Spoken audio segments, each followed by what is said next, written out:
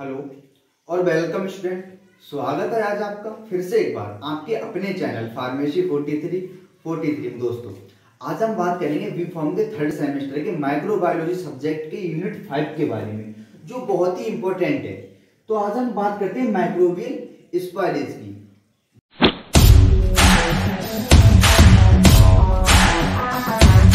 तो पहले हम माइक्रोबियल स्पाइरेज को समझने से पहले हम बात करते हैं स्पाइरेज की कि भाई जो स्पाइरेज है वो है क्या। तो देखिए, कोई ऐसा पैमाना यानी कि कोई ऐसा पैमाना जो हमने बनाया तो सही, पर हमारे बनाने के बाद वो 1 या 2 दिन बाद वो खराब हो रहा है, यानी कि वो सब स्टैंडर्ड हो रहा है। जैसे अगर हम बात करें एग्जांपल की, तो जैसे हमारे पास दूध है, मिल्क है हमारे पास। अगर ये गिलास है, इसमें मिल्क है, हमने वो रखा। जब हम देखेंगे कि हमें रखने के बाद यानी कि हमने दूध रख दिया, तो 1 या 2 दिन के बाद या कुछ घंटों के बाद ये दूध फट जाता है, पनीर के रूप में बदल जाता है ऐसा। तो this is called as spoilage. अगर हम बात करें कि फूड की, तो जैसे खाना ही है, खाना बनाया हमने,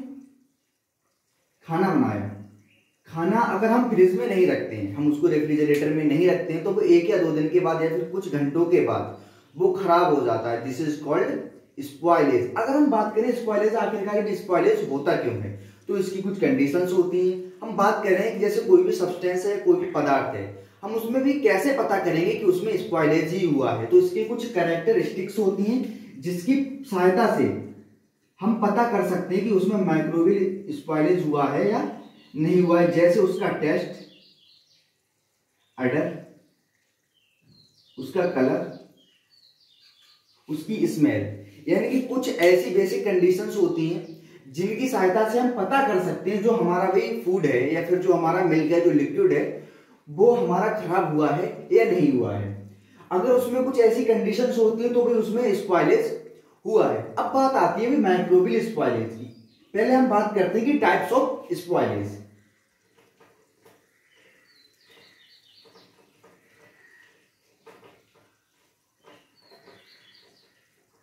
कि जो स्पॉइलेज होता है वो कितने प्रकार का होता है। तो आपको जैसे यहाँ पे दिखता होगा, जो स्पॉइलेज होता है वो 2 प्रकार का होता है। एक होता है माइक्रोबियल स्पॉइलेज और एक होता है नॉन माइक्रोबियल स्पॉइलेज। तो सबसे पहले हम बात कर लेते हैं कि माइक्रोबियल स्पॉइलेज की। जैसे हमने खाना बनाया, जैसा मैं यहाँ पे आपको एग्जाम्पल दे चुका हूं। जैसे हमने खाना बनाया, खाना बनाने के कुछ देर बाद हमने अगर उसमें हाथ ही डाल दिया, तो उसमें क्या हुआ, कंटामिनेशन हो गया। जो बैक्टीरियल कंटामिनेशन है वो उसमें हो गया, तो जाहिर सी बात है भाई जो खाना है हमारा वो खराब हो जाएगा। या जैसे हम इस रूम में हैं, इस रूम में हमने खाना बनाया और हमने खाने को फ्रिज में नहीं रखा, या कोई भी आप दूसरा पदार्थ ले लीजिए, हमने भी उसको बनाया, हमने उसको किसी सेफ जगह पे नहीं रखा, तो कुछ समय बाद या कुछ टाइम बाद, कुछ घंटों बाद उसमें जो है माइक्रोबियल कंटामिनेशन हो जाएगा और हमारा जो पदार्थ है, जो हमारा मटेरियल है, वो खराब हो जाएगा। This is called as microbial spoilage. अब हम बात करते हैं नॉन माइक्रोबियल स्पॉइलेज की, कि भाई उसमें बैक्टीरियल कंटामिनेशन नहीं हो रहा है, उसमें कुछ ऐसे फैक्टर वो उसमें ऐड हो रहे हैं जो और हमारे सब्सटेंस को, हमारे पदार्थ को खराब कर रहे हैं। देखिए, जैसे हम खाना है,